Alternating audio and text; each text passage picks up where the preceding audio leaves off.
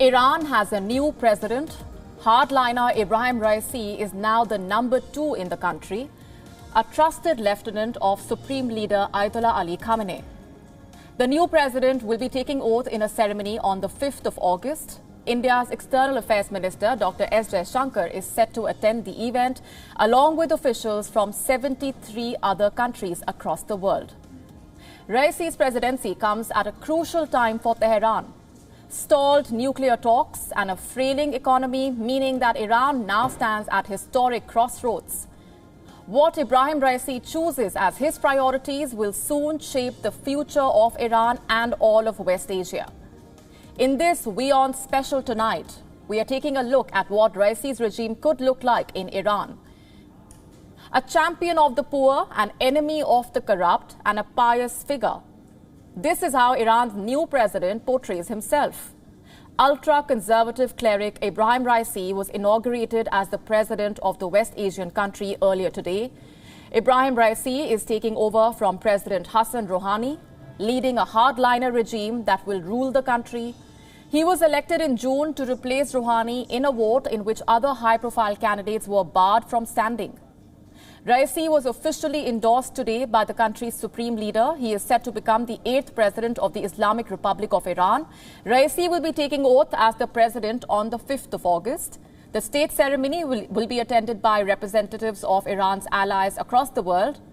He will then have 1 week to present his cabinet to the parliament for a vote of confidence. Lawmakers will be voting to approve or reject Raisi's nominees. It is unclear whether he will retain some members of Rouhani's nuclear negotiating team or bring in officials who worked under Mahmoud Ahmadinejad.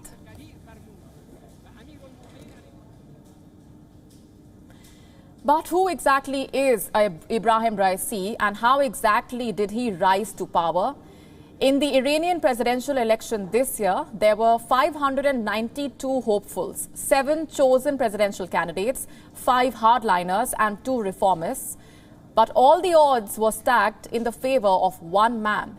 Ebrahim Raisi is the new president of the Islamic Republic of Iran, a hardline judiciary chief and a protege of the supreme leader.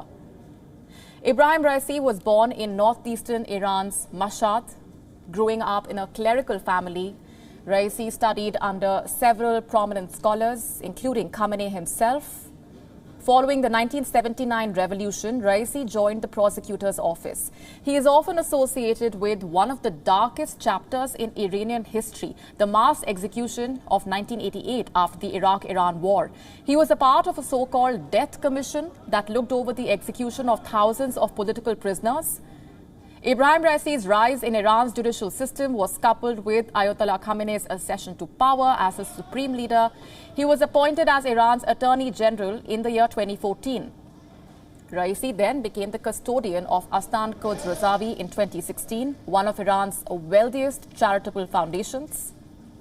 In 2019, Khamenei picked Raisi to become Iran's Chief Justice. This was Raisi's second time running for the presidential office. Earlier in 2017, he lost his bid to Hassan Rouhani. However, he managed to bag a good share of 15 million votes. But this time, with the vetting of candidates, Khamenei made sure he had all the aces. The judiciary chief emerged victorious, a win for both the hardliners and the supreme leader.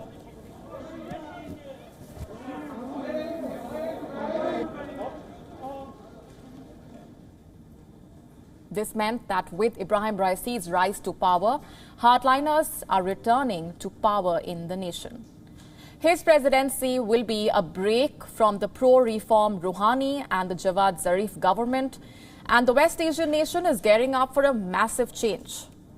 For now, Iran's president has a few choices in front of him.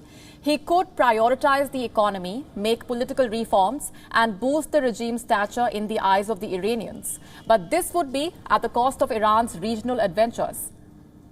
It would require taking on the influential military, and given Raisi's loyalty to the regime, it is a very unlikely scenario. The other thing that he could do is just maintain status quo. Raisi could double down on his hardline views, utilize the vacuum left by the US in West Asia, expand Iranian influence by empowering armed sectarian militias, This is more likely given the new president's speeches.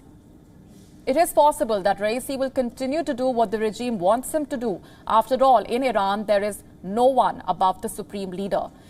But having a like-minded president in his flank always helps. At 82, Ayatollah Khamenei is dealing with health issues, and soon he will need a successor. And who better than the president he nurtured and trained?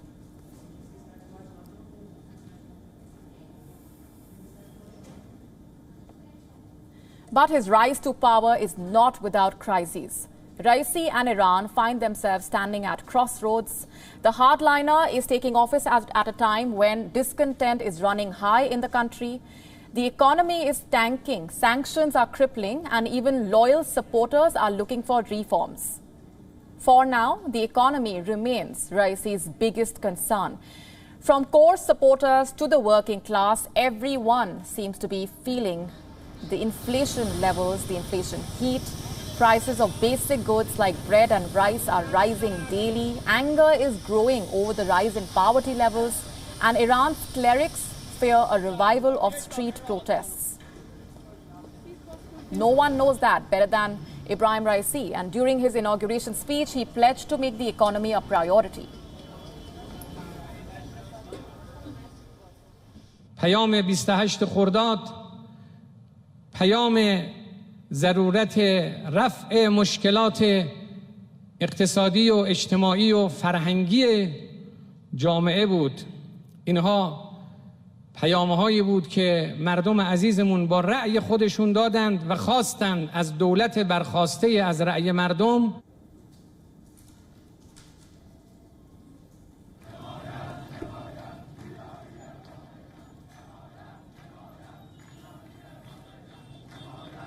Now, it's just not the economy that Ebrahim Raisi has to worry about. On the top of his priority list is a crippling water shortage problem. In Iran's Khuzestan province, people have been taking to the streets as the taps are running dry. Rainfall is scarce amid soaring heat. Security forces have dealt with these protesters with a heavy hand. Reports say the government wants to prevent these protests from spreading, but the violence has only angered the protesters further. Let's give you a better sense of the crisis that Iran is faced with. Precipitation has decreased by almost 50% in the last year. This has left the dams with dwindling water supplies. The shortage of water also had a ripple effect on power generation. The drought has left Iran's dams with less water to generate power. And this could lead to more blackouts. This comes as houses in Iran have been struggling already with a power shortage. Some protesters even called for the death of the supreme leader. Absolutely rare in the country. The protests in Khuzestan coming as Iran struggles with a fifth wave of COVID-19 infections. Iran is the epicenter of the COVID-19 pandemic in West Asia. Daily COVID-19 tallies have been hitting a record high in the country. Lockdowns were imposed in several districts to curb the spread. Vaccination rates are also dismal in the country, with only 2.3 million people fully vaccinated out of a population of 83 million. Officials have blamed US sanctions for hampering efforts to buy foreign vaccines and the delays in deliveries. The country is now administering its homegrown vaccine to its citizens. Ayatollah Ali Khamenei received his second dose of a homegrown COVID-19 vaccine, lauding the domestic production of the jab.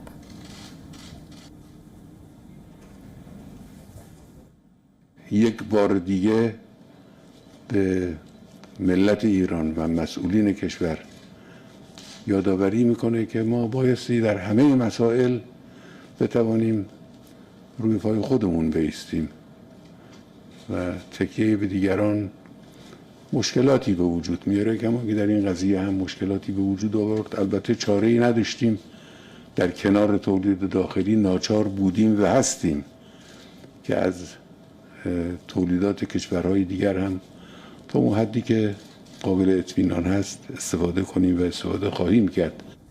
WION now available in your country. Download the app now. Get all the news on the move.